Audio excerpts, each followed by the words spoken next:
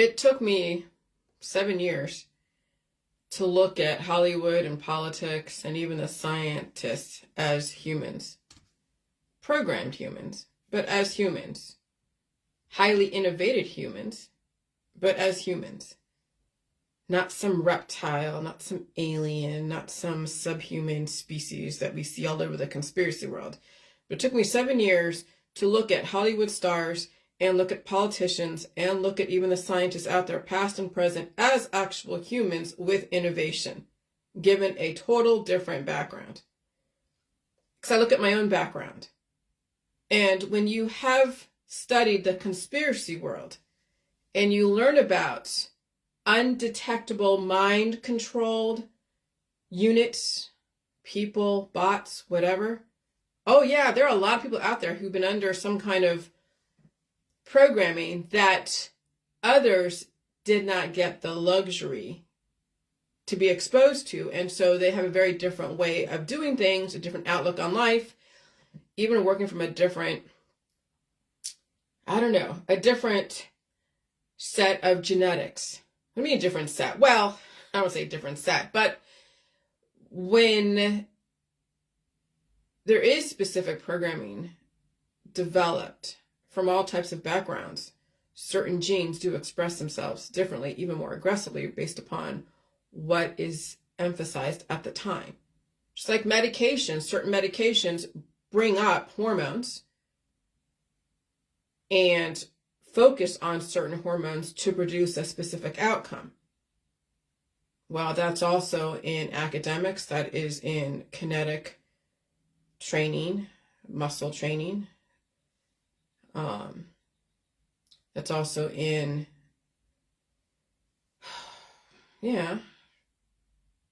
even outlook on sexual orientation. And everything happens when you're a child. I mean, everything happens. All the specific training happens when you're a child, when you're children. That's why, again, kids are recruited into the sports industry, academics, into, what have you. So, yeah, so I it took me 7 years to finally look at Hollywood stars as humans and looking at, just from what have I experienced in the J world. First of all, coming to terms with my background, and then looking at what I'm doing every single day in my world, producing the levels of thought that I didn't even know I had, making the connections, and also developing storylines around it, because everything is a storyline out there. Everything is. Every change is a storyline. Every politics, religion, and scientific thought process comes from a storyline that could either be jargon and industry knowledge and all of that, or it could be an allegory. It could be a Bible. It could be a fantasy story. It could be some kind of Grimm's fairy tale type of thing. And so everything out there is based upon a storyline, compartmentalized as such, because some people were raised in certain storylines that they pass down to their children and whoever else that will listen. So I'm going to go from the top to the bottom. What do I mean to the bottom? To then from the last video I did. So now you see why civilizations rose and fell in the past. Humans were adamant into having kids. Sexualized males and females were running rampant all over society, causing chaos. So the system figured out how to capitalize on people's bodies, minds, spirits, and then reap the innovation and develop climate change to clean up society when it was appropriate. So that's why I posted that picture of me with writing, instead of saying I'm 50 in 2024, I just changed the words and said I'm 50 in 2060. Because how is 2060 any different than today? That's the thing that is about the matrix. The words create the world. So we could be in 2060 right now, and I would be 50 in 2060. Or I'd be 86 right now in 2060. It's all relative to how you want to look at it. Where are you coming from? Where are you going? And so if those pictures of an 86-year-old that looks like they're 86 in this world, they could be 50 in this world because of how accelerated the frequencies are. So an 86-year-old in the old world could be actually 50 in this world. And I'm 50 in this world, but I could be also 86. And it could be not even 2024. Let's say today is 2060. See, that's what time is. That's what a social construct is. You have to develop a point of reference. That's the thing about point of reference. It has to be an agreed upon universal thing that all of society is adhering to. But what happens if that point of reference changes? That's the thing that people have a hard time even wrapping their mind around, is point of references could change. But why should they change? Just so you know that things can change.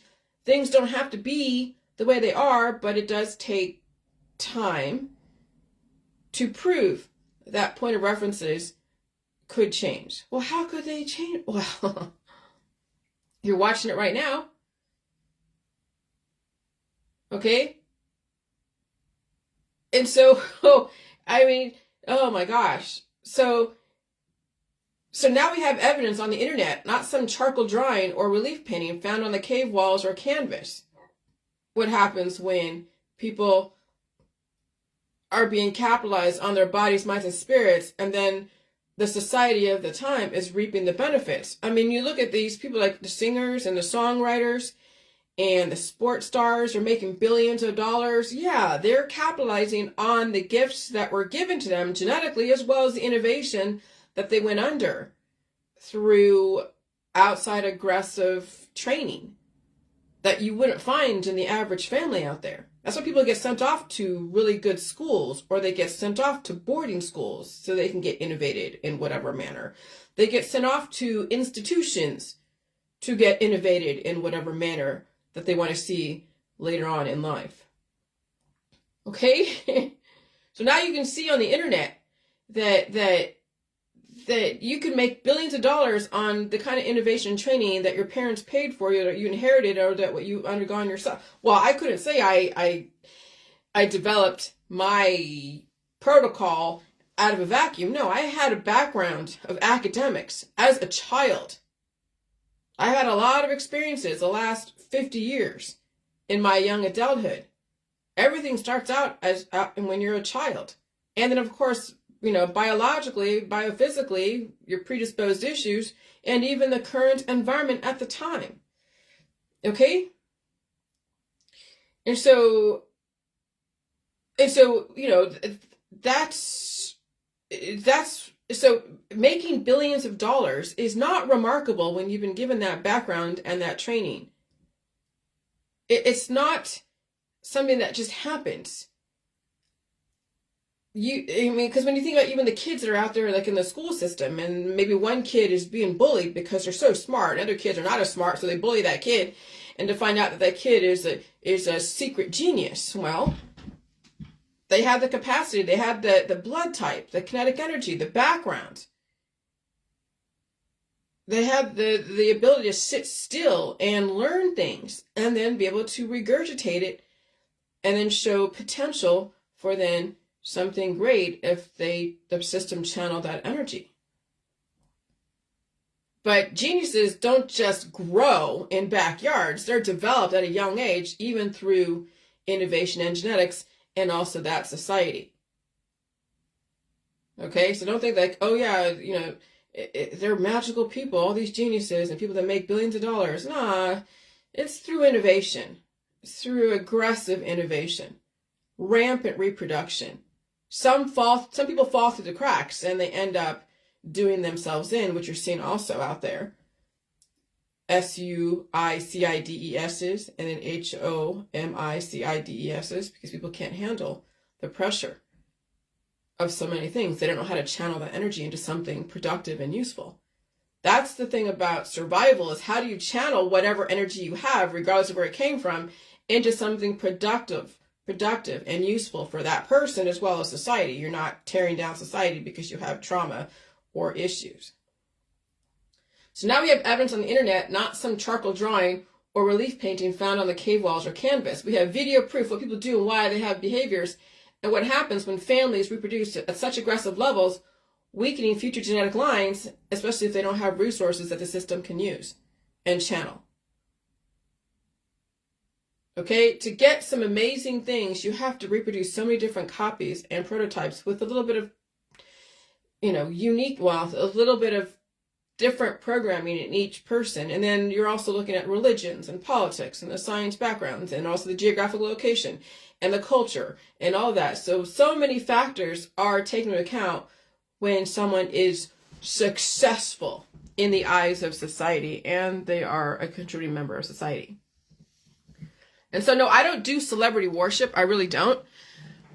But I wanted to use T. Swift as an example, just like Stanford or Berkeley or one of those institutions using T. Swift as a foundation for one of their classes. How she channels her anxiety and all of her issues into singing and songwriting. When people have trauma in the background, how do they channel it into sports? How do they channel it into arts and entertainment? That's the whole art industry, is the long-suffering, traumatized person. Where do you think Dorothea Lange and John Steinbeck got their innovation? From the times that they were in. Trauma from the Dust Bowl. Shit. Trauma from so many things. Hold on.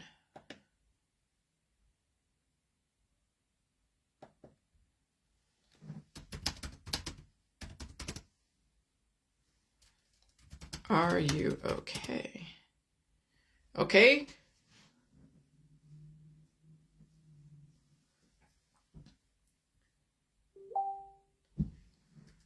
I will call you later.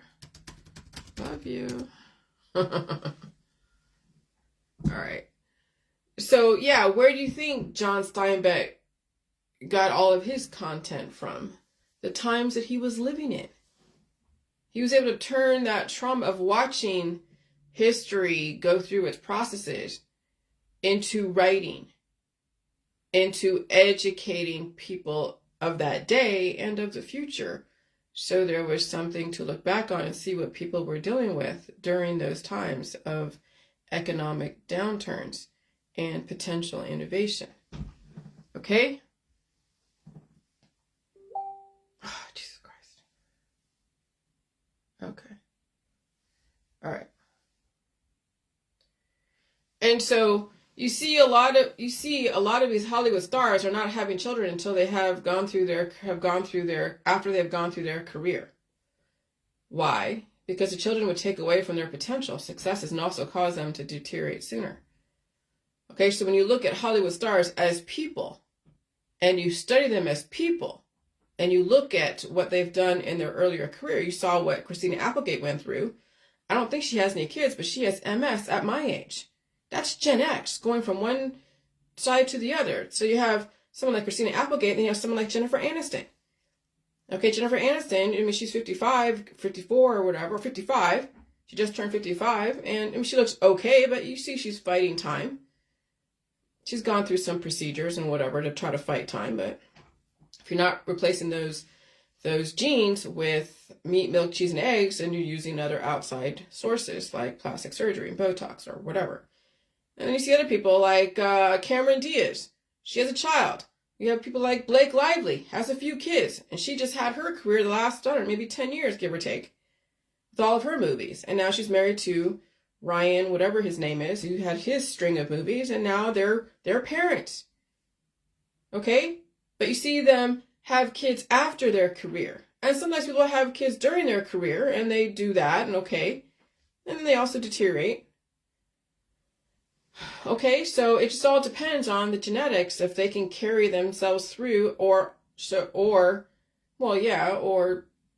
be that example that you can have a kid, you can have it all, right? Like Angelina Jolie, but she adopted a bunch of kids and also had kids with Brad Pitt. You see that marriage went to shit. Okay, so once And so, why? So you see a lot of these Hollywood stars are not having children until they have gone through their career. Why? Because the children would take away from their potential successes and also cause them to deteriorate sooner. Once they start having children, the body starts to go to shit and many lives are taken off their lifeline. So that's why some of these Hollywood stars are huge successes, because they waited until way later to have children. But will these children be strong enough after their parents have used up most of their own lifelines? Or will these children have major issues?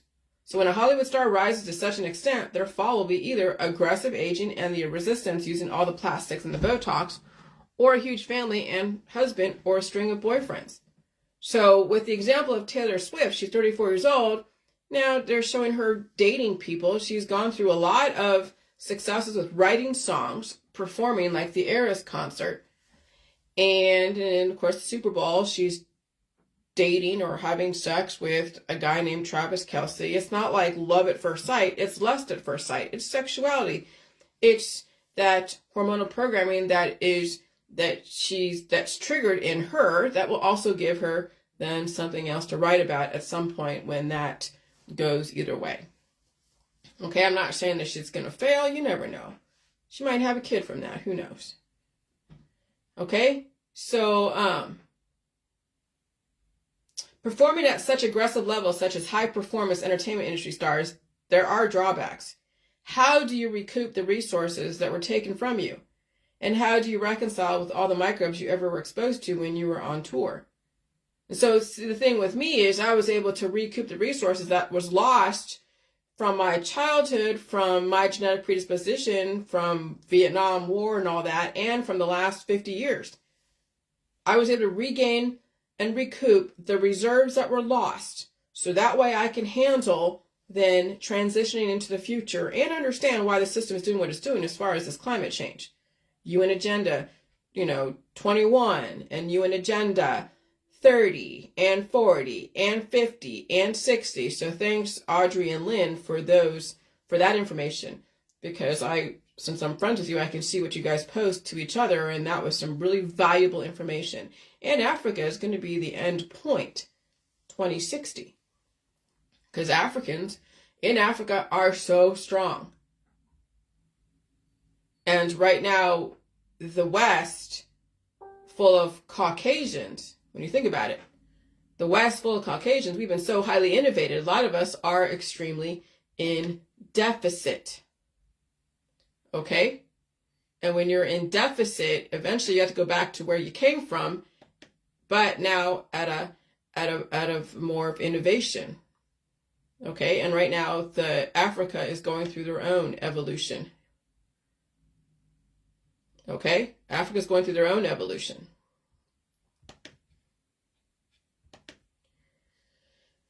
And so I was able to recoup the microbes. But with those who are high performance artists, like, what's his name? The comedian. He was on Full House. I forget his name, but he was out on tour and he died suddenly in his hotel room. People say it's nefarious. Well, he finally, all the microbes in his whole lifestyle caught up with him, and there he was. He was done. Performing at such aggressive levels, such as high-performance entertainment industry stars, there are drawbacks. How do you recoup the resources that were taken from you? And how do you reconcile with all the microbes you ever were exposed to when you were on tour? The release process will be so astronomical, the person most likely will not even go down that road, because the system will probably utilize her resources, and she'll end up being a representation of someone who gets married or has a string of boyfriends and then be lays down to rest at some point indefinitely. Because you saw what I went through, feeling bloated, big as a house, rashes everywhere, barely crawling up the stairs because the mycoplasma woke up and was running rampant through me during that time, and I had to find a way to release those demons. And yeah, you're not going to be performing in front of people looking like you just had a baby, but you didn't have a baby, but you're just so bloated and your armpits are leaking and you can't even, and you have rashes coming up and, weaknesses here and changes to the vision and changes to things. And that's the thing. These Hollywood stars are not going to go through that. So They'll stay as cured as possible and even fight evolution to the point where then they don't survive. And so that's the thing. The release process will be so astronomical, the person most likely will not even go down that road. What they're doing now will probably be their only life, because you really have to quit when you're ahead, or you won't have enough resources to convert to the next life. You use them up all in this life. And that's some people's outcomes, is that they are being used up by their friends and family, using up all their lifelines, that they won't have enough to convert to the next life. And so I figured out what the formula was and produced myself many reserves lives before I used them all up. You never want to go into the principle. It's about living on the interest. That's why I'm okay with having a bit of a belly. That's why I'm okay with having a bigger boobs. I'm okay with having an ass and thighs and arms and sometimes arm pain. Because I know when I'm getting those hives, it's filling in the gaps. When I looked at what the physical characteristics of someone who's 50, the average person 50 in my society, they go down the list of, they have like thin papery skin and bags under their eyes, and it's getting thinner under the eyes and thin lips, and losing collagen and losing muscle mass and losing this or gaining so much weight. Okay. And so that's why then the plastics industry exists. So they can suck the fat out and give you collagen and do all these things to, like death becomes her, until you can't even fight that. Because the immune system is going to bring up the antibodies to try to fight all of those foreign things you've done to yourself. And then people look bloated, and then they're getting skin stretched over their face or over their bones. So then they look like the Crypt Keeper. They start looking like the vampires. I'm not doing that. So I figured out the formula. And so you never want to go into the principle. It's about living on the interest, the reserve lifelines, and that requires rest. So when you read the articles that I post about Taylor Swift, what she does in between each tour, she's in bed all the time. She's eating food, she's in bed, and she's resting. She's writing. What do you think I do in between all these different frequency changes, and also through these Facebook Lives and stuff that I'm writing? I'm in bed resting, watching stuff, recouping, thinking, but I'm not out there gallivanting. I'm not out there in the bars drinking up a storm. I'm not out there trying to keep up with the Joneses. I'm not buying everything under the sun. I'm not trying to prove myself that I have an amazing life and here, look at everywhere I've gone and traveled to. No, I'm trying to survive this climate change in my daily life and offer some kind of contribution to society as I'm saving myself. And I know how aggressive this environment is, so I don't go play games out there too much. Now I got to go and learn how to balance with my husband and what he wants to do. Sometimes I will take part in some of the mainstream stuff without compromising myself. But it's getting a little bit riskier now with this climate change. This year is going to be a little insane. I would be very careful going out there doing crazy stuff. Being out there gallivanting in extreme, diverse, unpredictable company. But again, in this environment, some people have so much energy and they want to be around people who have the same amount of energy so they can go and release it in certain venues. And that's great, but you hope that you don't get caught in the crossfire of someone releasing their demons in whatever manner. Sometimes people they're packing heat, and you never know if that's going to do something. So you got to be careful out there, because people are so pent up of energy and they want to release demons, and you don't want to get caught in the crossfire. When you are approaching 50, you'll make a decision if you don't die suddenly before you have that luxury. As we have seen in the die suddenly groups, people are not getting the luxury to redirect. They are dying suddenly before they even reach their potential. Many of them are 20-year-olds and 15-year-olds. Too many parents with their heads up their asses or heads in the sand, not realizing how aggressive this environment is. So these kids are dying suddenly. They're allowed not to eat food because, they don't like the taste or the texture. So they allow their own children to starve themselves or starve their own kids. They don't address allergies very quickly by figuring out how to feed that child food they are allergic to in very small quantities with an allergist supervising the situation and teaching them how to cough, sneeze, and blow their nose. And sometimes you have explosive diarrhea because the body is now so anxious to release those demons. People will actually stop their body from releasing, taking Imodium or any other vessel constricting type of protocol out there that's all over the medical and the holistic system. The foods that people are allergic to are the foods they need, and people are malnourished and falling apart. And then children and adults die suddenly. You can be an adult with parents who tells you, oh, you shouldn't eat that food because it's poison. You even see kids telling their own parents, don't eat that food, mom and dad, and their mom is like in 100 and the kid is like 80. They're telling their mom, don't eat that food, it's poison, right? I see adults on Facebook every day telling people all food is poison, only eat out of your garden and that's it. So that adult dies suddenly, and everyone is all about thoughts and prayers, like that's going to really fucking help. Because the parents, even if they're 86 years old, don't even know the children were a major deficit. And even the children don't even know or care because they were too resistant with the food. They bought into the politics around food and highly sexualized. So you have these young 23-year-olds that go to these left-wing colleges. They're all about vegan and vegetarian, and of course they're all hot and whatever, and of course the kids are sexualized over there on the West Coast, even on the East Coast too, and Middle America. But a lot of these colleges are so political that these kids turn into either a sexual orientation or they turn into political about food. And they start starving themselves in college. Also to keep up with looking hot and sexual so they can get married to some dude that looks good on paper. Only to then get pregnant before they're 30, and then the train leaves the station. In this environment, they start falling apart because they had so many kids so they can keep up with all their friends and family and expectations. And so then I'm using Taylor Swift as a foundation to work from. High performance people have a specific genetic predisposition for high performance living. They also have a routine, not unlike my own, but I have different performance genre. So with T Swift, what was this article? It was Taylor Swift's diet and fitness routine on tour. And I read some of the stuff a couple weeks ago that even though she does eat, she doesn't eat a lot, so she doesn't want to become bloated when she's on stage. She drinks a lot of water. She rests in between each tour because she has to put her energy into these tours. Okay? But even on tour, she has to maintain momentum. Get plenty of rest in between even each set. Well, yeah, in between each set. So when she travels in between, she has to get rest, relaxation, not eat too much. And she's living off adrenaline. Can you imagine performing when you're going on a tour for how many days and you're performing every single day, what kind of adrenaline you're living off of? That only lasts so long. That adrenaline only lasts so long. And then she's tall enough and she's relatively healthy enough to deal with that.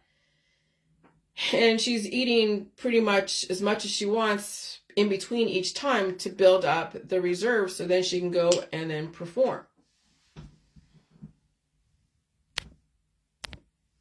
Okay? But remember, she has the predisposed issues. Her parents invested heavily into her education, into her training, vocal training, other types of training. She obviously has to go to the gym to do that endurance because performing takes a lot of physiological endurance, especially the way she does it. And you've heard how she does it. She does a lot of songs in a short amount of time. High performance people have a specific genetic predisposition for high performance living.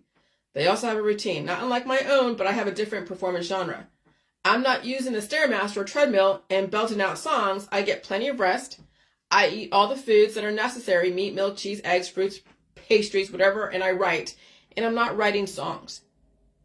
I'm not going on stage and going through a marathon of entertainment. I'm living my daily life and surviving the changes in my society and immune system without dying suddenly. Because again, food will give them the body the strength to release whatever demon. And so when you are 34 years old and you are the demon and you've been exposed to so many different microbes that will probably eventually fight to take up space and residency, she's young enough that with all the protocols that she's exposed to in the advanced health industry that she's around, that they can keep things relatively cured and stay with the programming until one day she cannot fight even her own immune system. She can't win against her own immune system and is going to try to push out that demon that's giving her all the talents. Okay? And so what I'm using, the energy that I have, is to survive the changes in my environment, to give people information that I will also figure out how to connect dots as I hear myself talking on Facebook Live, and then take into account the current economy and the current changes that are going on. Okay? And so I am up earlier than 7 a.m. like the average human, who is up around 7 a.m. That was according to the article. She's up around 7 a.m. playing with her kitties, eating her breakfast, playing with her kitties. She has pets. Okay? I don't have pets. But remember, that's also part of the Hollywood thing, and even in families, everyone has a pet. So the pet's microbes are fighting for space, but it gives people a hormonal release, a pleasure center. And yeah, so I'm on the outside looking in. It's always been that way. But I learned how to channel that anxiety around who I am through my protocols and inventions, and trying to save myself through this great reset, giving other people an option if they have it. So while she's channeling her energy for a billions-dollar industry like the Super Bowl and the entertainment industry, I'm channeling my energy to not only save myself, but give those who have the capacity to understand where I'm coming from to potentially save themselves. And some are. Okay? So, you know, people like us who've been through some interesting, aggressive programming, you know, we have a duty for whoever it is that we're working for. I'm working for my government. She's working for her government. Because remember, I'm a controlled opposition. I still have to answer ultimately to my government, not to the people around me, not to my trolls. I answer to the government. Okay? I was not made to be an entertainer. I was made to be an academic on some level, but not the traditional academic, which has also been a source of my own frustration. But now it doesn't even matter what kind of degree you have or don't have. I don't want a degree in death, thank you very much. I don't want 1 billion kids. I'm not trying to be a porn star, okay? So what's left? Oh, survival and longevity. And I'm also married. And there is no issue with that. And marriage is not only trust and business arrangement, but it's also a source of companionship. And I do not intend to destroy my husband through sexuality or anything else. And I won't let anyone destroy me through sexuality or anything else. And he never expected me to have kids. He doesn't want kids. I don't want kids. He knew a long time ago what happens when you have a lot of kids, when you have to be responsible for a lot of kids. It destroys you. Some people know. And even though it may seem like they're bad for walking away or getting an abortion or giving their kids up for adoption, they're trying to save themselves. And they have every right to do that. When you've been brought into a society that sexualizes you at such a young age, circumcision and porn and all this other shit, and telling high school kids that it's okay to have sex watching movies like Fast Times at Ridgemont High, these kids at 15, 12, 11, don't stand a chance against that heavy programming. No wonder we have so many single moms and deadbeat dads. You think they were fucking ready to raise a family? No. They were set up before they even knew. They were set up to fail. And so my husband's fucking smart, so am I. Anyway, back to this article. I'm also 16 years older than T Swift. I had to reconcile with every single microbe I was exposed to, and I don't have half as many exposures to diverse microbes as this young lady does. I mean, I've been to China, I've been to Europe, I lived in Hawaii, I lived all over, I've been around a bunch of people, but she's around billions of people all the time, thousands and she's singing those songs, and she's in an arena that's hot and sweaty and lights and people and frequencies. You know she's taking on microbes. But she's young enough to keep them at bay. They're not on the move yet. And if they are, the system knows how to deal with that in her world. And so you were given gifts as a child if you have parents who could afford those gifts to give to you. Some of you inherited gifts and genes, and then you just watched and copied what your parents did. Or you're doing the opposite of your parents because they were not a role model to you. They became someone to resist and rebel against, ultimately copying them anyways. See, what you resist persists. And so other people had excessive training in other areas outside of the usual families-oriented situations. In this environment, you don't want to copy high-performance people or worship them. I appreciate talent. I know the hard work and the sacrifice people must go through to be this level of T-Swift, okay? I also know the support system. That's why she's in private jets. That's why she's whisked from hotel to car. That's why she has people that cater to her every need, because they don't want her to do anything more than what she is supposed to do, which is perform and be relatively healthy and produce. So I have no problem with her having whatever she has, because that's what she was bred for, okay, at a young age, and that's what her job is. It's almost like an indentured servant. It's almost like slavery, but it's a nice little slavery thing, sort of, I guess.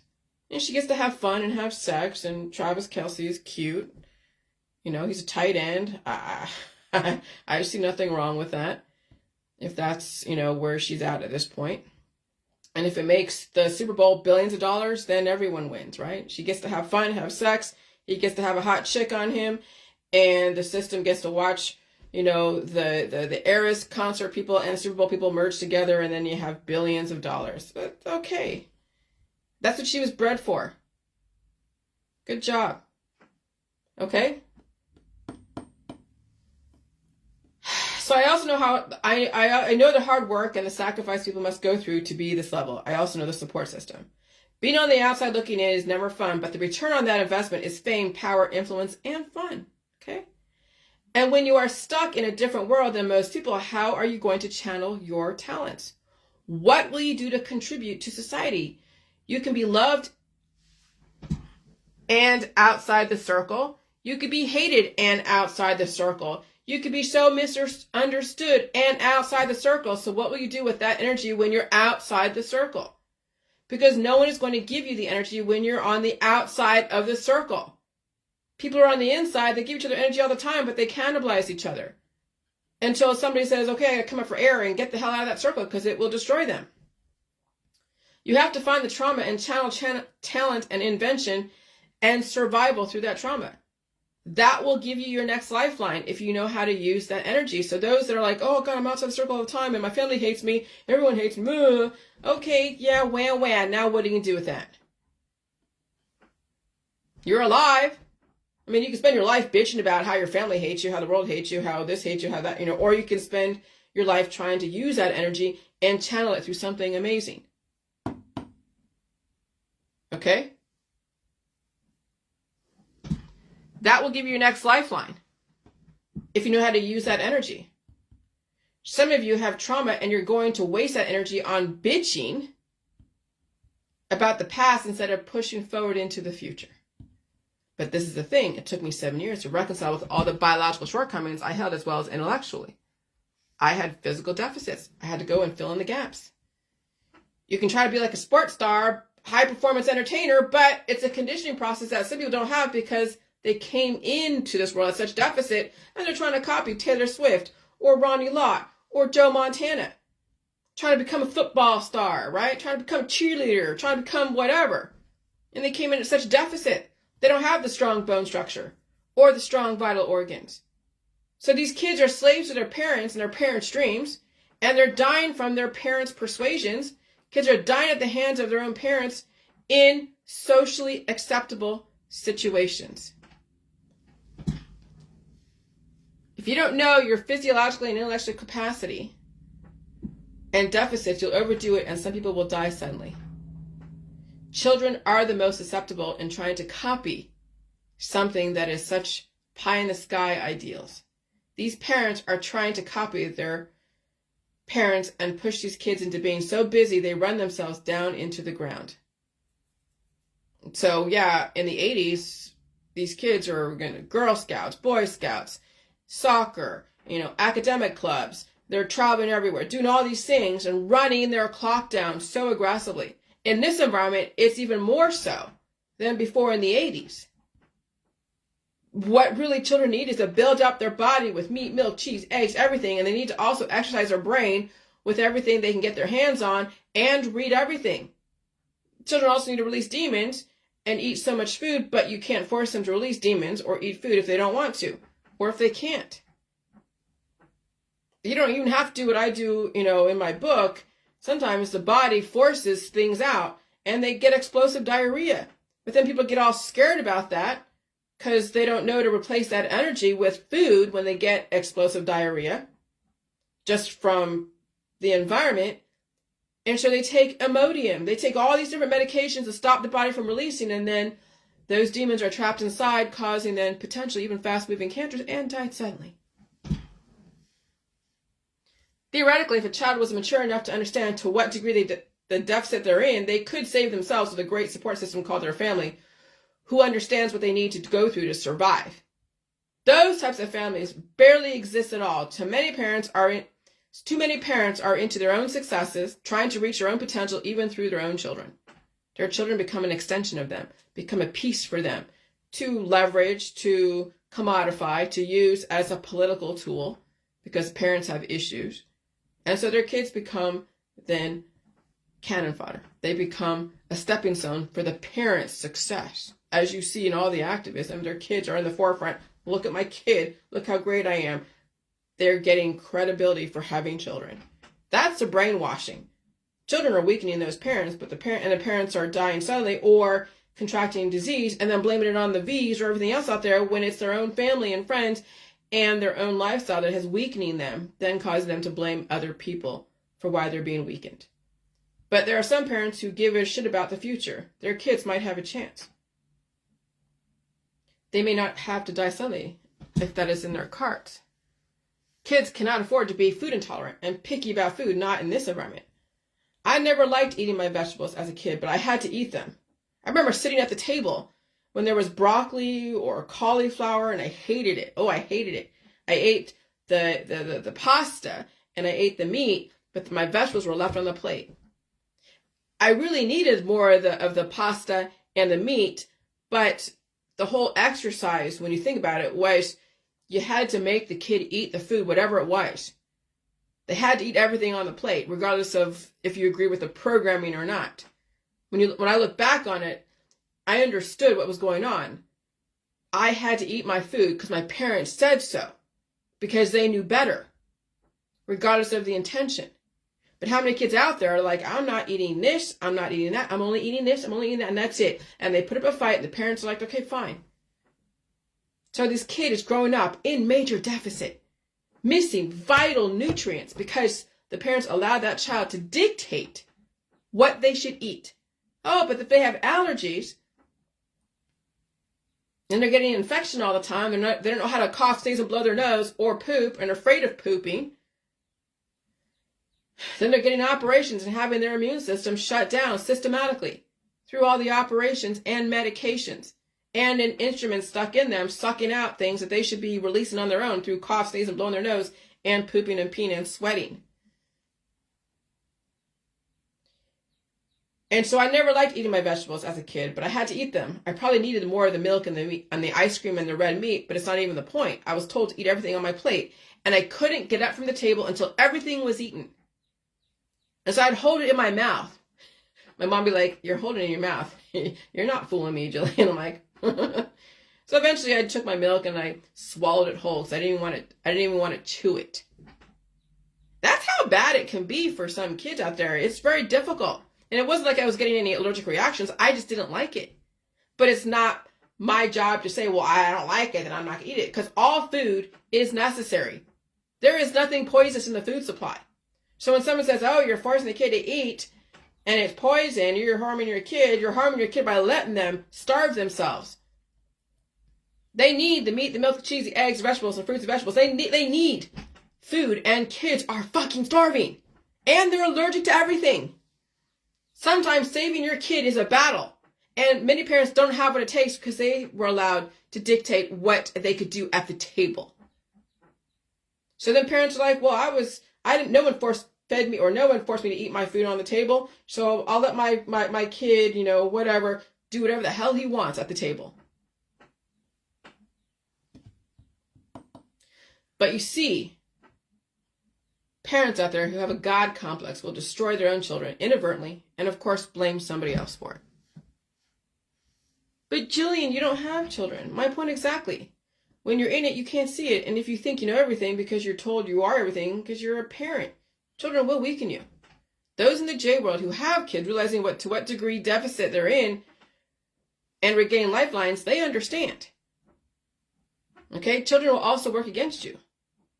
Why am I able to recoup resources lost the last 50 years? I don't have kids or any pets. I don't have any more pets. I don't have a billion people in my ear telling me to diet and exercise and look like a hot sexual porn star with a million pets. Why am I focusing on the kids? Because some of you parents are still children, raising children. Kids turn into adults. Weak children turn into weak adults and then died suddenly. That's why I'm focusing on the children, because they turn into adults who cannot handle their current environment. How many people do you need to see die suddenly before you realize what you need to do as a parent to save yourself and your children? It's not even about the V's. The V's are fertility. You get that when you go into a mixed crowd, when you're breathing in ectoplasm, causing then a chemical reaction called offspring, when the positive and negative come together. Developing a type of uracil type of situation, when you're developing a new line of DNA, okay, from exposure to diverse foreign particles. Why are adults dying suddenly? Because they were weak as a child and they never redirected. And so you see what the system gave people as a scapegoat, so they never looked deeper than what was told to them. Now look at all the anti-V groups. Look at all the anti-GMO groups. Look at all the organic groups. Look at all the anti-air, food, and water groups. Look at all the purely organic groups. Look at all the gluten-free groups. Wow. And so, yeah, and so I posted that kid that passed away, Nolan Yearout, 15-year-old athletic at Estancia High School, passed away from myocarditis. Okay, now you can blame whatever you want, but no matter what, he was in deficit. There are kids that did receive the V's and they're still doing fine. Other kids receive V's and are also athletic and they're not doing fine. And so you cannot place blame purely on one factor or another. There are so many factors that contribute to dying suddenly. I can almost bet you this kid probably did not eat very well when he was younger. He probably started training for athletics at a young age or had food intolerances and then decided to be a sports star. Maybe he could have gotten away with it 20 years ago. Because I remember going into soccer. I was weak as a kid. I even sprained my ankle when I was younger, before I went into soccer as a goalie and all that.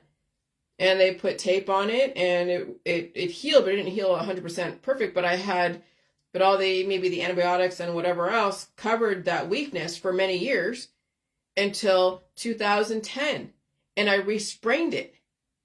And I ended up at the hospital getting x-rays, and they said, oh yeah, your prior injury when you were a kid is now showing up, because I could barely walk in 2010 when I was injured from showing the kids that I was living up at a friend's house who had kids and playing soccer with them and rolled my ankle the same way, and I couldn't even move. I couldn't walk.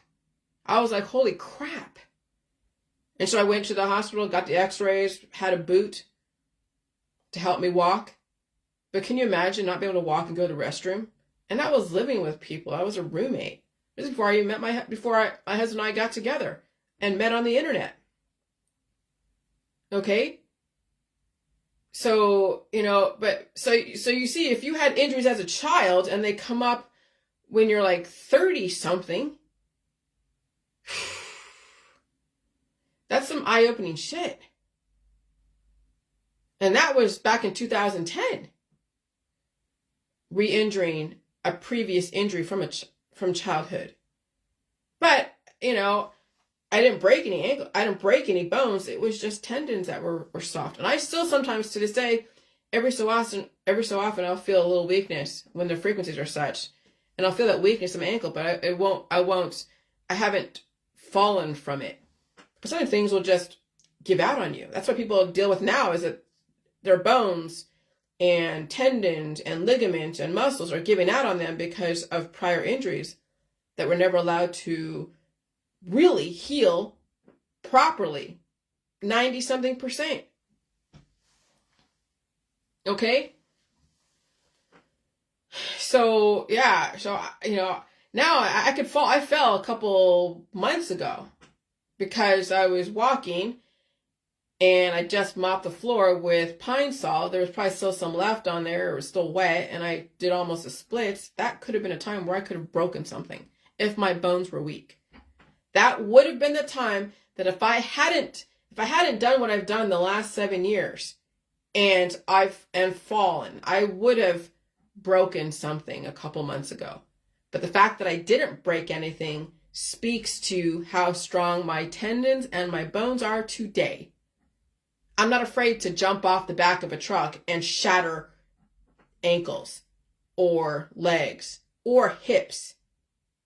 I'm not, my husband is fucking strong too. His bones are strong. He's fallen through the steps in the back that we have still yet to fix, but we're not using the back yet because we still have to rebuild that deck, and we will.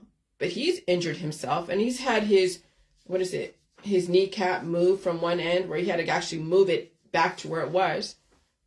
My husband's freaking badass. He's strong. And that's where you want to be. You want to have strong bones, and you want to prove you have strong bones when you can fall and you're not breaking shit or spraining stuff or re-injuring yourself from prior injuries. Okay, so I got away with being injured and still playing sports without having too much injury done to me because the frequencies weren't such working against me. But now in this environment, if I hadn't done what I've done, oh yeah, I know what I've been in for. Okay, so today kids cannot afford to go into sports unless they are so strong. Strong, dense bones, strong vital organs, strong intellectual capability. They know there's no way to know that at 15. So these kids are peer pressured into sports and then fall apart or die suddenly on the field. Kids are the most vulnerable in trying to keep up with all of their peers. That's why in so many ways it's losing venture when you're up against your society who will pressure you into your own children into doing things that are not good for them. And since parents don't know any better, they fall into the peer pressure of their own peers. And then it becomes everyone in the schoolyard and high school trying to one-up each other all over your community. So these kids already, the train left the station, they're already in disagreement with their parents. You can't control them. They're 12, 13, 14. They're around their peers, influence them. You just let them do whatever they do. Just let them do what they do. Try to keep them relatively safe. And if they're that out of control, call the police. Because at this point, you can't control them. Right now, these kids are so highly influential by their peers, by their friends, by all that. And if you even try to guide them and they don't respect you because of issues that they have or you have, and you're and you're always in resistance and combative situations, sometimes it's best just to let it go. Because it's just going to be mutually assured destruction when you're trying to force a square peg in a round hole. You just let things do what they do. You did your best. Save yourself. Because remember, I was in such resistance with my mother. She finally said, okay, just go. Just leave. Go ahead. Bye. And I did. I was done. Gone. Everything's about conditioning. It's something that you do day in and day out. You don't ever give up. I wrote the stuff about Taylor Swift and what she was going through and all that after this, because you don't want someone to condition for something that they don't have the capacity to condition for. But what I do every day, and I get up every day and I do what I'm doing and improving my written skills, improving my speaking skills, improving my biological, physiological, immunological structure. It is a conditioning that you get up every single day. It's what drives you. It's what gives you the incentive to keep going.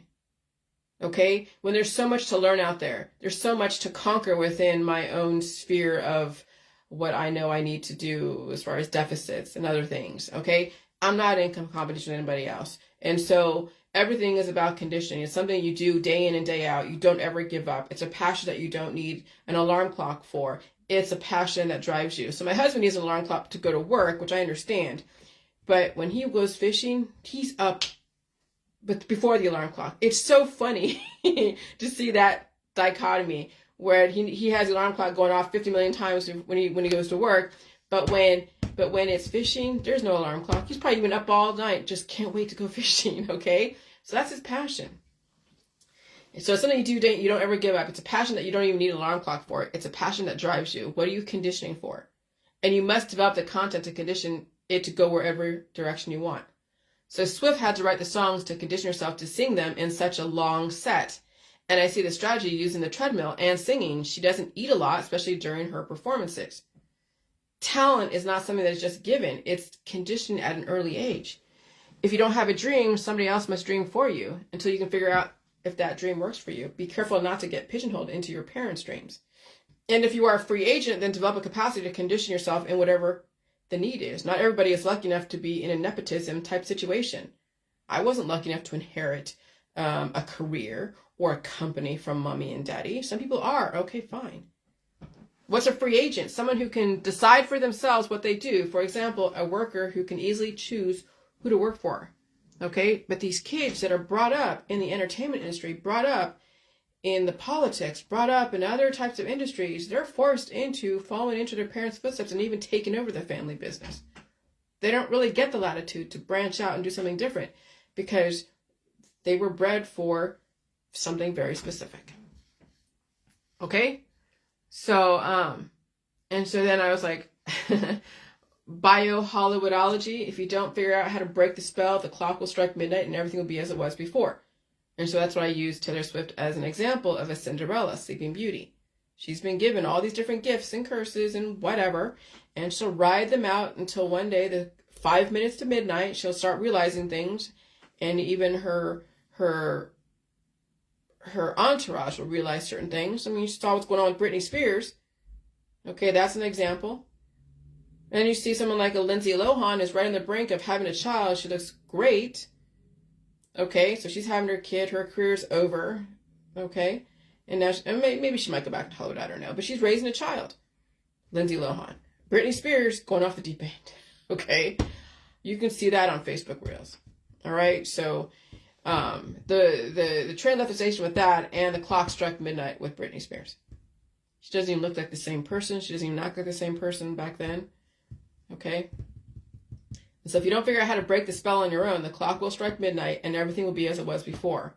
Hollywood princesses rise and fall, have children, then fade into the sunset or dance erratically on Facebook Reels. Miss Swift, another Hollywood princess, enjoy the limelight. It doesn't last forever. Now, I'm not hating on anyone. I know the drill. I know the formula. It is fun while it lasts, but it doesn't last forever. And I had fun in my 20s. I had some fun in my 30s. It was a little agonizer in my 30s because everyone else is getting married and having a bunch of kids with all their degrees and high-level, jobs and all that. And I'm here fleeing from place to place looking for, where to root. And I didn't have any roots to root in, so I was just fleeing from place to place. But I had fun in my 20s. All right? The velvet coffin. People don't do what they're trained to do. Some people do get a lot more training in their youth than others. The key thing is quit when you're ahead so you might get a second chance at life. Don't let someone else squeeze the life out of you. Okay, so in the Cinderella story, the fairy godmother warned Cinderella that the magic given to her by her will expire at midnight, meaning that everything will change back to how it was. For example, her dress will turn back into rags. Her carriage will turn back into a pumpkin. And her coachman and footmen will turn back into mice and lizards. So then you see these girls that look so hot now, they turn into their mothers later on. That's why somebody told me a long time ago when I was working at Lucky's in San Jose, over there off of, I forget that road. But anyways, he was saying that he's watched these young Hispanic girls that walk into this Lucky's because it's written in a highly Hispanic area. And they look cute when they were younger, in their 20s. But then he's watching because he was been around since 1976 at that Lucky's over there in San Jose, downtown San Jose. And he's saying they end up looking like their moms. The spell was broken. So they were hot in their 20s, and then they end up looking like their parents. Crazy, huh? Not really. And so if you want to know what your wife or girlfriend is going to look like later on down the road, just look at her mother. She'll either go the opposite and starve herself if her mother is so big, or she'll end up being like her mother. Remember, every single change has a story behind it. Just make sure you understand your part in somebody else's story. Better make sure you survive somebody else's story, because some things you cannot avoid in somebody else's story. You don't live in a vacuum. Of course, survive your own story. I just hope you're not writing yourself out of your own story. So that's the whole point of the J world, is not only do you figure out the script that you're working with, and it might be somebody else's script that has a self-destruct, or you figure out how to release some of the demons and rewrite some of the script and write yourself back into the story that someone else wrote you out. And so that was some of my issue a couple of weeks ago when someone wrote me out of the story of their world, but kept my sister in that story, but wrote me out of it, basically taking me out. And that does hurt when someone else writes you out of the story in their world. And you did nothing to them. Absolutely fucking nothing to them, but they wrote you out of their story. And made sure that someone that was related to me was written in their story. But that's not my deal. So I wrote them out of my story and I blocked and deleted them, and hey, go whatever. Godspeed. So let us pretend it is 2060. How is today any different than 36 years later? If you didn't have a calendar or kept track of years, age is nothing but a number. It's maturity level, and experience level, it's wisdom. And society must be uniform as far as maturity level and experience level, so you don't have so much chaos. Though, as you know, some people mature faster or slower than others. Even if you have the age of consent, some people don't even know what they're consenting to. Like these 23-year-olds getting married off at such a young age and been highly sexualized at such a young age, they don't know what the hell they're going into. And they'll probably have a billion kids and fall apart later. Because so many cognitive challenges are woven into the population. And some programming is all about giving girls and boys just enough for information to allow them functionality, but then self-destruct when woven into the program. Was woven into the programming. And of course, drugs and hormone manipulation, and of course, addictions. People fight to keep pleasure in paradise. That's why you've been under vast amounts of experimentation to see how they can align a storyline and a biological storyline together in relative uniformity. And then when all the conditions are right, certain programming would supernova faster than others. That's called died suddenly. That's why not everyone is dying suddenly during climate change, just certain people regardless of their therapy status. And if you don't know what it is that you're looking for in the patterns of died suddenly, you'll always have a scapegoat. Or else you might look deeper than whatever argument someone gave you the last 50 years. That's why you were given those arguments, so you didn't inspect further what truly is going on. Just because you can give life doesn't mean that life is strong enough for the current environment. People take advantage of life. That's why you must understand how to manage the power you have, or you start squandering the power you have and waste it. People can live potentially indefinitely, so as long as the environment holds life and there is access to food. You never know if I was 86-year-old in the future. If that's weird to you, it's because you have surrounded yourself by people who continue to reinforce a death programming. Don't get mad at me because I've been telling you this. You chose to resist my information. Thought I was crazy. I've been trying to show you, trying to show people, but you know how hard it is to change when people resist change. The system has been trying to do that for many years, and you see the riots and protests and the anger. The system is trying to change, and people are protesting change. They're angry at it. They're resisting it. They're mischaracterizing it. Some people leave the system with no other choice but to force change on you, regardless if you survive it or not. I'm trying to tell you there's a way to survive it, but it takes time and patience and changing the way you do things.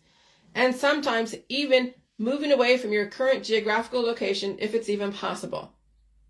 That's why I'm saying you don't want to encourage family, because it takes away from your potential of the future. Because you're splintering off your future life with all of your children and friends and family and vast amounts of fertility. You can find your equal somewhere, or find a way to connect with some people virtually without having to be in their presence, and start gaining the lives back that you lost in the old world if it's even possible. Some people are too far gone, others are not. You will determine how far gone you truly are. It's never too late. It's never too late. But make sure everything you do is legal. Don't be like a Chris Watts and annihilate your family because you want to go and have another life. That's what happens when some people are backed into a corner and they're married to people that don't understand what's going on for them, or don't understand the other partner's, feelings of being backed into a corner. So when someone gets exposure to another life they can have, and it's less stress and less this and more pleasure and more paradise and more freedom, some people will do things the wrong way and annihilate their old life to try to gain a new life, and you can't do that.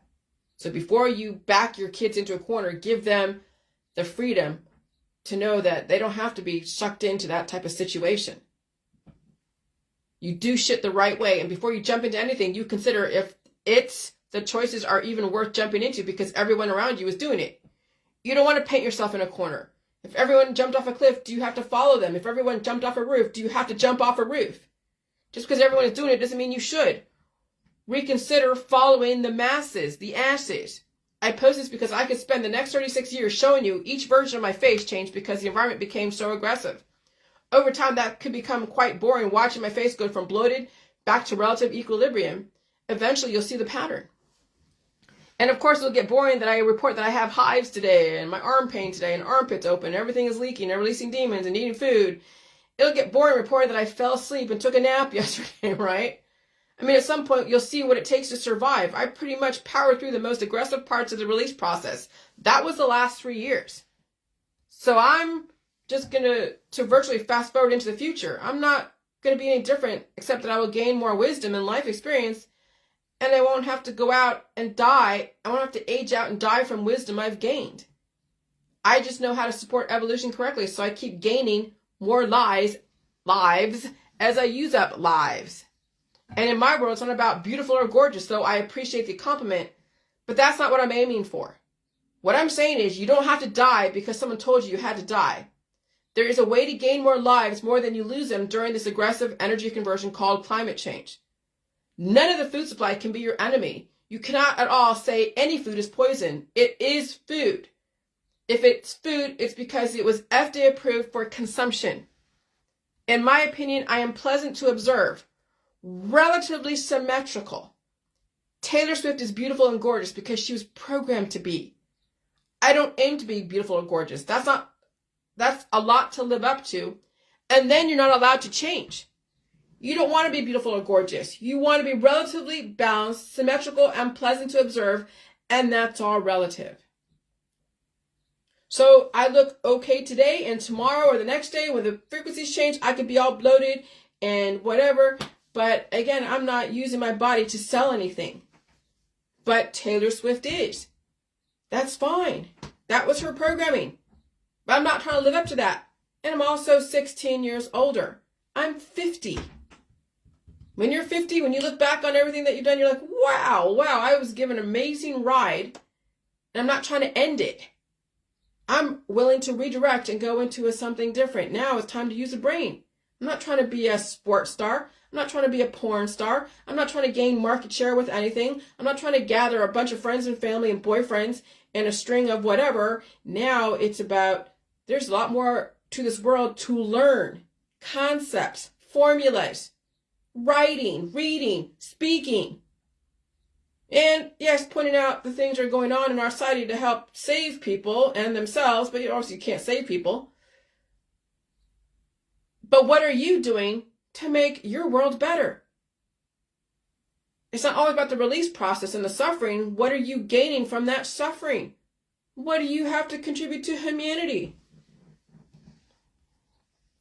So that's why I posted that picture of me looking like I'm saying I'm 86 years old, right? Hold on. Oh, okay. Right? But I'm not. Obviously, I'm 50. And that was the current picture. But if pretend let's fast forward to 2060, and how is that any different than today? Right? I mean, the only difference you would see is maybe the buildings. But you could say today is 2060, and if you took away everyone out of a town and you replace them with people who don't know any better, that come from a different world, and you're saying today is 2060, I don't know, you lobotomize everyone and then give them information. Tell them today is 2060. You're going to be doing this, this, this, and this, and this. And so all these people that were lobotomized and were still functioning were told it's 2060, and here's me, and I'm really 86 years old based upon an old world and old programming and whatever else. Those who've been lobotomized or born today would not know any difference of what I was before in the old world and what it is today. Okay? Remember, that's the Matrix. So that's why I posted that 86-year-old that we know who's 86 today. They're gray hair and wrinkled up and lost collagen and papery thin skin, and obviously, not even menopausal. They're just not even having a period. I'm menopausal, but I don't feel like shit. I don't feel like people who are menopausal feel like, okay?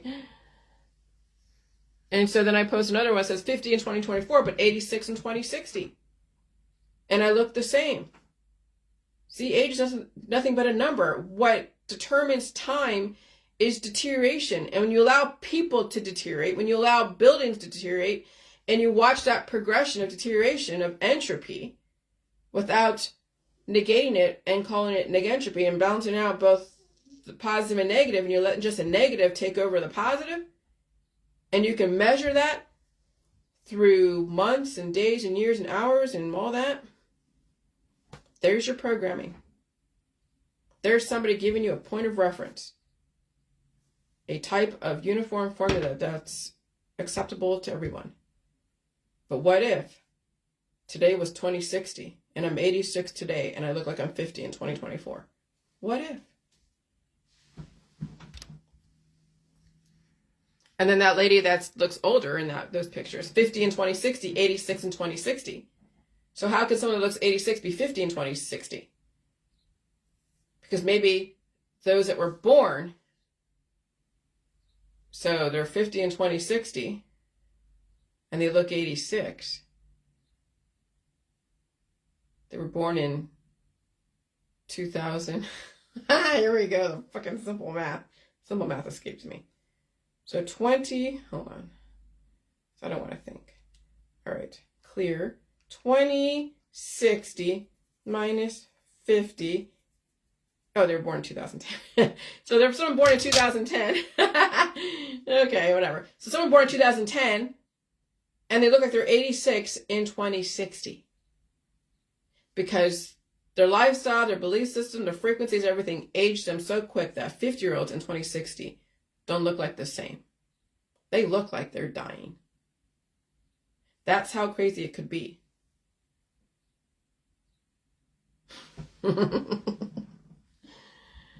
Oh, Lordy. And so thanks, Audrey and Lynn, with that whole, sustainable development, Agenda 2030, Agenda 2040, Africa, fit for children. And then 2050, the 6 guiding principles are the EMS agenda. 2050 are the foundations of the people-centered vision. Agenda 2060, it's going to be Africa, the UK, Africa, and America somewhere, okay? So, Audrey, thanks for that. And Eurosil, that's the ability to change and adapt, developing the new ones, right? Because we are binary code. There's a reel that somebody posted. Mike actually posted that. And I was talking about that we are binary code. Of course we are. That's both somatic cells and potentially even surpassing the Hayflick limit. Uracil replacing timing, causing the next new DNA sequence. That's evolution. And so transitioning onto the food supply is an incremental routine. It is something that must be done slowly. And if you have food allergies, it can be quite painful releasing demons. I understand anaphylaxis is no joke. That's why everything is an incremental process. It's a conditioning process for you to learn how to use your upper and lower immune system. It's not a picnic.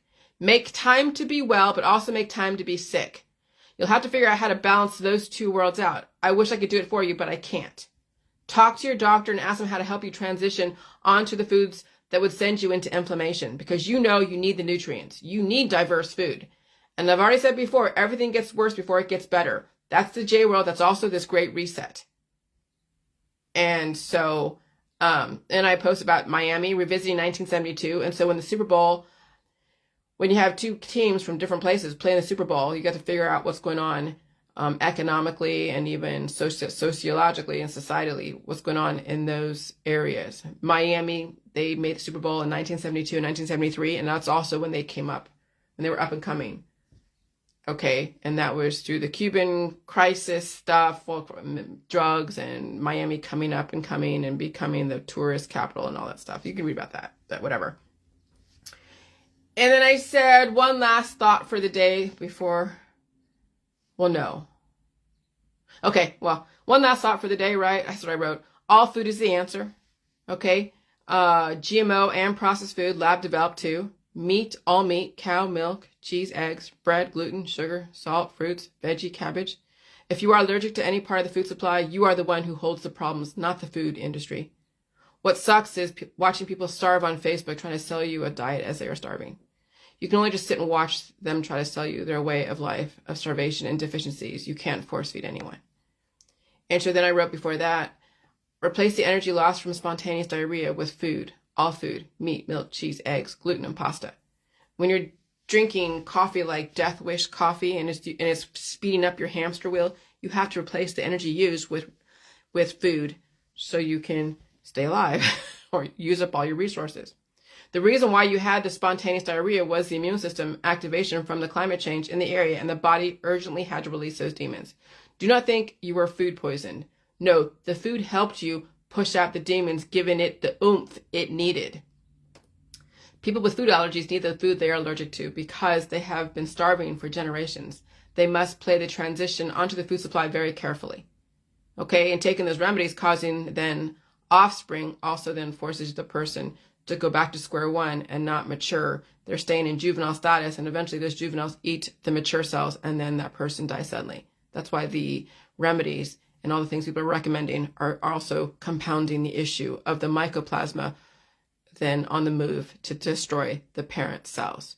When I get hives now after eating food, I do not assume the food was poison. No, the food was feeding the activated microbes in my body needing to push out antigen that is in excess. I welcome all hives, poop, pee, pain, and suffering and disease as it is the body working the way it is supposed to. Dying people are starving, mischaracterizing the pain and suffering, and then compounding their issue with diets, herbs, medicine, and fear of everything. Youth can be at 50 or 15. It is celebrating the life in your body and properly releasing energy without carrying anything in it or carving up your body or medicating it. In this environment, you will foster growth because becoming increasingly intelligent while releasing properly, or you will waste away trying to resist your immune system activation sequences. And I'm watching children and adults starving themselves and each other because they mischaracterize their symptoms. It's very sad, but you can't help anyone. They don't have the capacity to deal with rebuilding their bodies, so they're being deconstructed in real time, falling apart. So you just hope they go out as painless as possible because people can't handle suffering right now. And so then I said also, oh, Jesus Christ, man, I have so much going on.